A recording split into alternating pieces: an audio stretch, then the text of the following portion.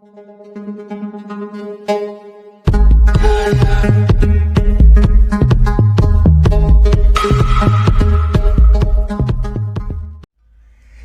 apa kabar? Semoga kamu dan keluarga selalu bahagia dan sehat-sehat ya.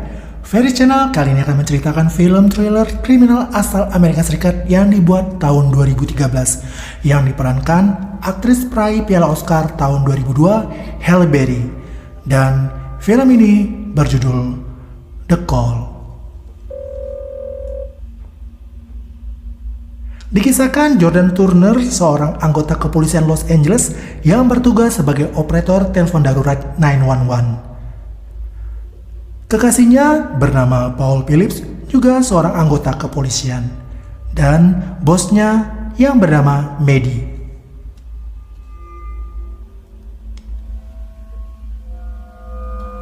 Kemudian Jordan menerima telepon dari seorang gadis remaja yang terdengar panik dan ketakutan. Ia melaporkan ada seorang pria misterius yang masuk ke dalam rumahnya. Saat itu orang tuanya sedang keluar dan tidak bisa dihubungi. Jordan terus berkomunikasi dan berusaha menenangkan gadis itu. Sambil mengirimkan pesan ke polisi yang bertugas untuk segera ke rumah gadis itu, Jordan menyarankan gadis yang diketahui bernama Leah itu untuk segera masuk ke kamarnya. Lalu terdengar pria itu memecahkan kaca pintu dan masuk ke dalam rumah.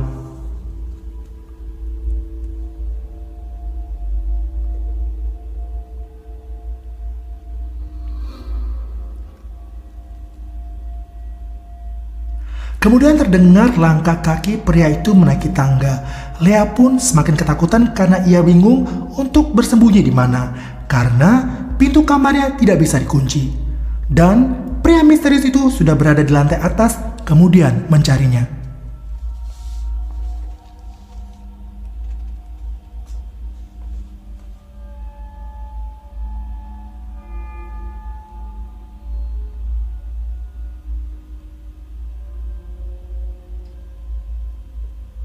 Saat pria itu masuk ke kamar, ia mendapati jendela kamar telah terbuka.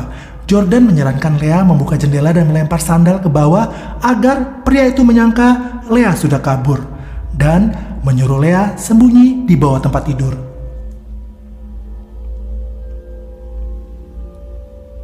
Akhirnya pria itu turun ke lantai bawah dan bermaksud untuk pergi dari rumah itu.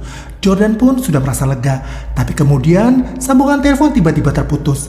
Lalu Jordan langsung menekan tombol tridial untuk menelpon Leah kembali, yang kemudian membuat dering ponsel Leah berbunyi. Dering ponsel itu pun terdengar pria itu. Leah mengangkat telepon dan menjawab bahwa dia baik-baik saja. Pria itu mendengar suara Leah. Kemudian pria itu berbalik dan menaiki tangga kembali. Leah mendengar langkah kaki pria itu menaiki tangga. Leah pun ketakutan. Dan tiba-tiba saja pria itu menarik kaki Leah. Leah pun berteriak histeris. Kemudian pria itu memukul Leah dan merebut ponselnya. Jordan memperingatkan pria itu untuk menyerah karena polisi segera datang. Tapi pria itu mengabaikan dan mengatakan sudah selesai. Dan telepon pun terputus.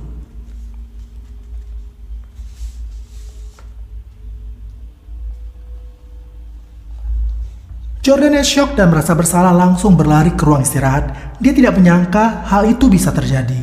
Maddie, sang bos pun menghampiri, menanyakan apa yang terjadi. Jordan yang masih syok mengatakan kalau tadi ia tidak konsentrasi dan kurang fokus.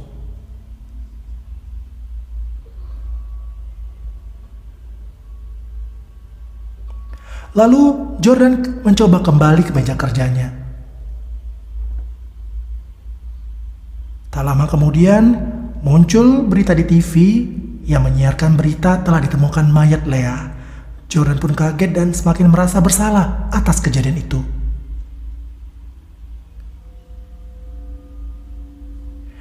Beberapa hari kemudian, Jordan yang merasa bersalah dan trauma atas peristiwa itu akhirnya memutuskan pindah unit kerja.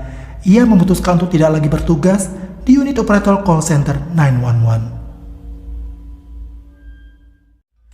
6 bulan kemudian setelah peristiwa itu, Jordan sudah berpindah posisi menjadi instruktur buat petugas call center yang masih baru.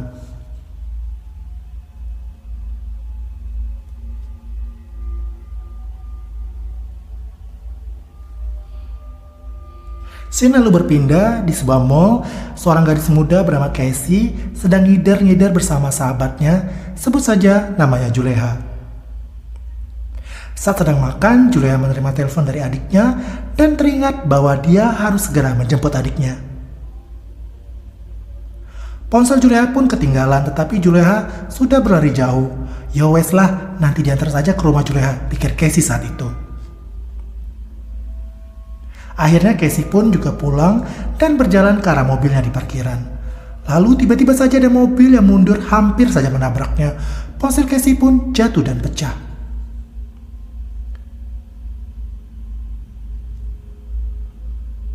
Pria itu turun dan minta maaf dan tiba-tiba membekap mulut Casey dengan tisu dicampur cairan obat bius yang membuat Casey pingsan. Kemudian menyeret Casey masuk ke dalam mobilnya.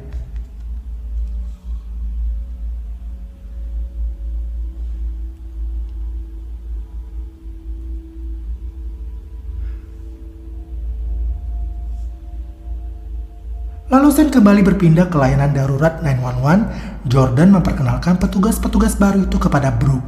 Brooke baru 6 bulan di unit itu. Sen kembali ke Casey yang mulai siuman dan menyadari dia berada di dalam bagasi mobil. Casey sadar kalau dia diculik pria tadi, lalu berteriak ketakutan. Dengan menggunakan ponsel Juleha, Casey langsung menghubungi 911. Saat itu Brooke menerima telepon dari Casey yang ketakutan. Brooke berusaha menenangkannya dan menanyakan beberapa hal. Karena Brooke yang terlihat ikut panik, Jordan pun ikut mendengarkan suara Casey.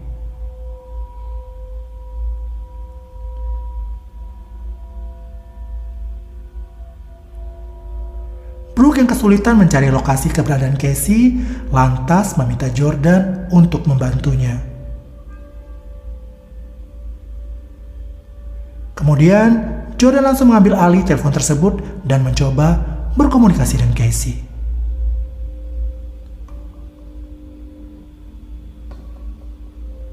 Jordan yang masih sedikit panik karena trauma dengan kejadian masa lalu, kemudian ditenangkan Maddie. Jordan menenangkan diri dan terus berkomunikasi dengan Casey. Jordan bertanya dan mengarahkan apa yang harus dilakukan Casey. Casey yang terdengar panik, coba ditenangkan Jordan. Jordan mencoba melacak data-data Casey.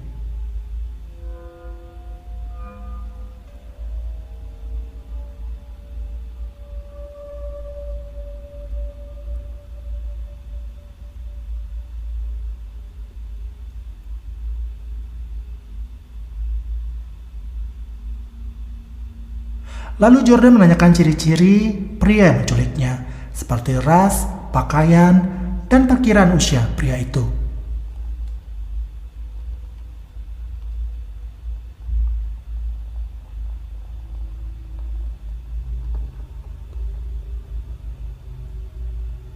Lalu Jordan menanyakan warna dan jumlah pintu mobil.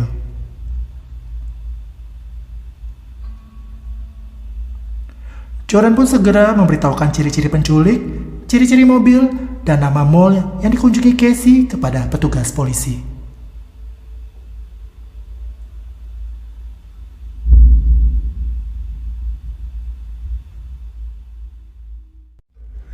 Lalu Jordan menyarankan Casey untuk menendang lampu sen yang ada di bagasi. Casey kesulitan untuk menendangnya, dan kemudian ia melihat ada tuas dongkrak, lalu menggunakan tuas itu untuk menghancurkan lampu sen itu.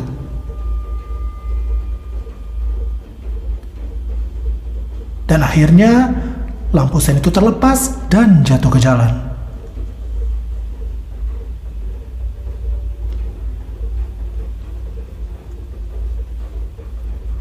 Lalu Casey mengintip dari lubang itu dan dia dapat melihat kalau mobil masih melaju di jalan tol. Lalu Jordan menyarankan Casey untuk mengeluarkan dan melambai-lambaikan tangannya dari lubang itu, berharap ada mobil lain yang melihat.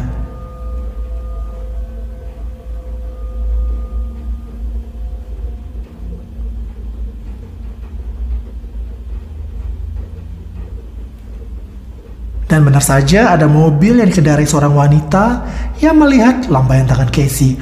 Wanita itu langsung menghubungi 911 melaporkan kalau melihat ada tangan melambai di bagasi seperti minta tolong.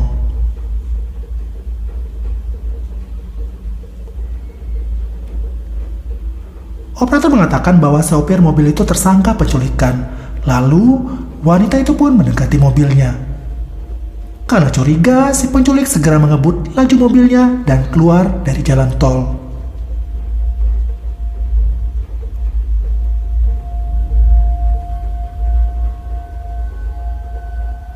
Kemudian Jordan menanyakan ada benda apa saja di dalam bagasi itu.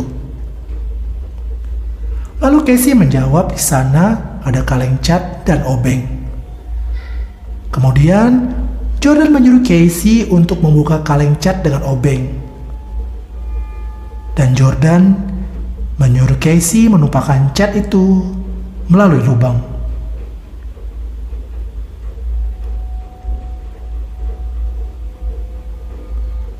Dan Casey pun berhasil membuka kaleng cat dan menumpahkan cat itu di sepanjang jalan. Lalu Jordan mengumumkan bahwa Casey telah menandai jalan dengan cat putih.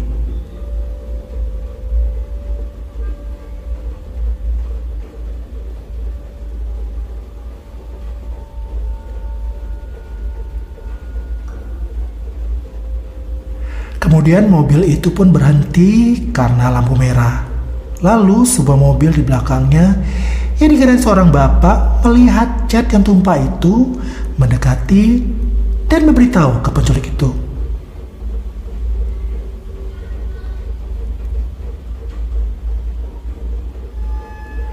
Penculik itu langsung curiga bahwa Casey yang melakukannya.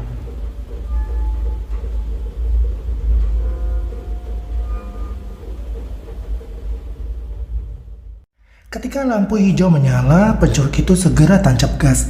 Casey pun panik karena menyadari kalau penculik itu curiga. Dan benar saja, penculik itu memberhentikan mobil dan Casey pun berteriak ketakutan saat penculik itu membuka bagasi. Penculik itu merampas obeng dan menodongkan ke wajah Casey dan menyuruhnya diam. Ternyata bapak yang mengendarai mobil hitam tadi pun berhenti dan menghampiri mereka. Casey tidak bisa teriak minta tolong karena diancam dengan obeng. Karena terlihat mencurigakan, bapak itu menelpon 911. Tapi tiba-tiba si penculik menyerang dan menghancurkan ponselnya. Lalu penculik itu pun menghajar dengan memukul bapak itu dengan skop berkali-kali sehingga tak bergerak lagi. Tak lama kemudian polisi berhasil menemukan mobil penculik itu. Tetapi penculik itu telah kabur dengan mobil hitam milik bapak yang dipukul tadi.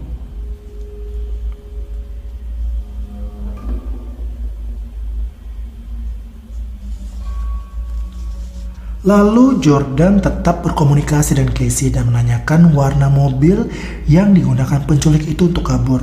Tak berapa lama kemudian si bapak itu siuman dan tiba-tiba berteriak histeris. Casey menyuruhnya tenang, tapi si bapak terus saja berteriak sehingga suaranya terdengar si penculik. Si penculik lalu memberhentikan mobilnya. Lalu penculik itu membuka bagasi dan langsung menusuk perut bapak itu dengan obeng berkali-kali sehingga tewas. Casey berteriak histeris melihat itu karena dia takut akan ikut dibunuh. Penculik itu segera menutup bagasi dan melanjutkan perjalanan. Kemudian Jordan menyuruh Casey untuk melihat nama bapak itu di dompet. Kemudian data-data bapak dan nopol mobil hitam itu dapat dilacak.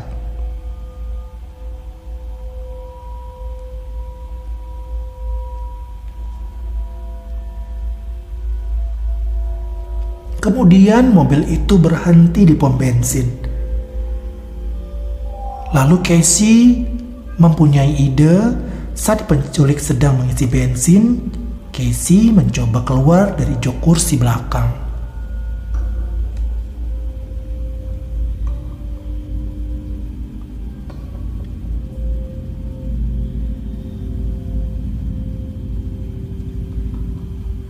Saat Casey melambai-lambaikan tangannya, penjaga pom bensin itu melihat dan mencoba untuk menolong Casey.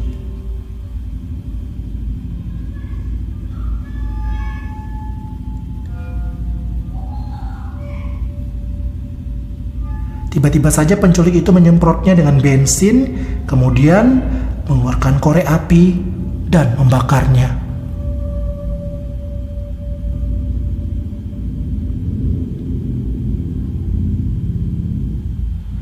Lalu si penculik menyeret dan memukul wajah Casey hingga pingsan.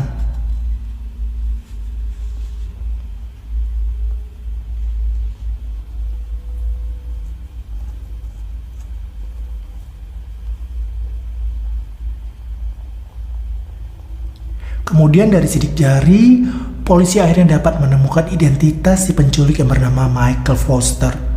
Jordan pun dengan cepat mendapatkan alamat rumahnya dan memberitahukan ke polisi alamat si Michael.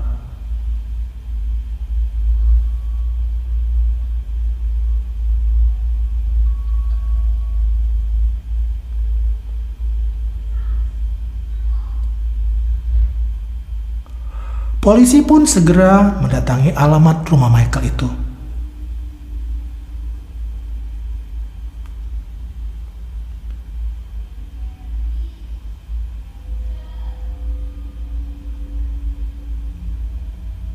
Sesampai di sana, mereka bertemu dengan istri dan anak-anaknya Michael.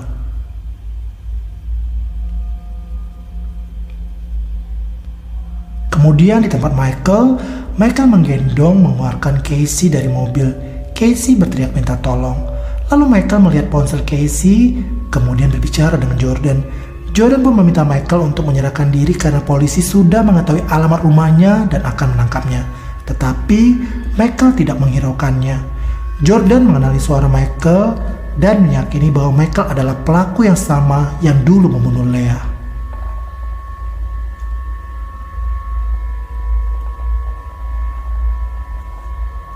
Di rumah Michael, polisi mendesak istri Michael untuk memberitahukan alamat rumah Michael yang lainnya.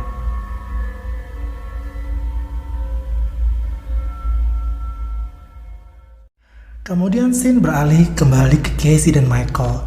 Casey diikat di atas meja dalam suatu ruangan. Casey hanya bisa meminta tolong belas kasihan Michael untuk melepaskannya. Saat itu Jordan pun mendatangi alamat rumah yang diberikan istri Michael. Sesampai di rumah Michael, di lapangan rumput di depan rumah itu, Jordan menemukan lubang menuju ruang bawah tanah.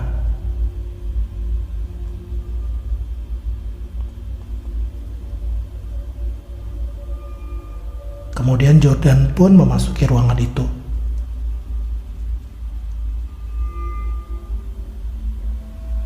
Dengan menggunakan senter, Jordan mengamati ruang bawah tanah yang gelap gulita itu.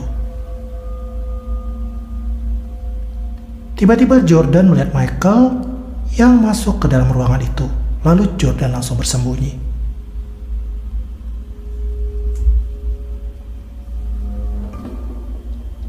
Jordan lalu melihat Michael yang menghampiri kepala patung. Dan di kepala patung itu ternyata ada rambut manusia yang Michael ambil langsung dari rambut wanita remaja yang dia bunuh dan kuliti kepalanya.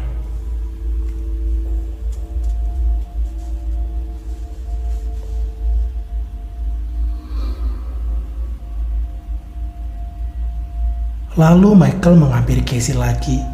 Casey memohon agar dia dibunuh saja. Tapi Michael dengan sadisnya menggores dahi Casey. Michael mau mengambil rambut Casey berserta kulit kepalanya. Saat itu tiba-tiba Jordan datang langsung memukul Michael dari belakang. Kemudian Jordan berusaha melepaskan ikatan di tangan Casey. Tiba-tiba Michael pun menyerangnya lagi dan kemudian memendamkan kepalanya ke air. Dan Casey pun menolong Jordan dengan menyiram wajah Michael dengan cairan.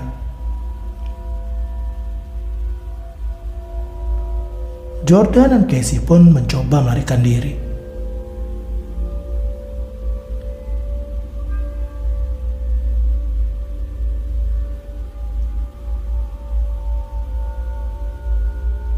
Di saat mereka menaiki tangga, Michael menangkap dan menarik kaki Jordan. Jordan pun berhasil melepaskan diri dengan menendang Michael. Lalu Michael pun dapat naik ke atas, tetapi dengan serangan dari Jordan dan Casey, Michael pun tersungkur.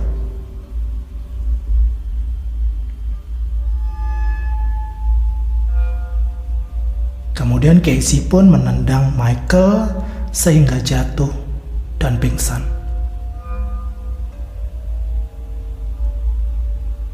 Saat Michael sadar, dia mendapati dirinya diikat Jordan dan Casey di kursi.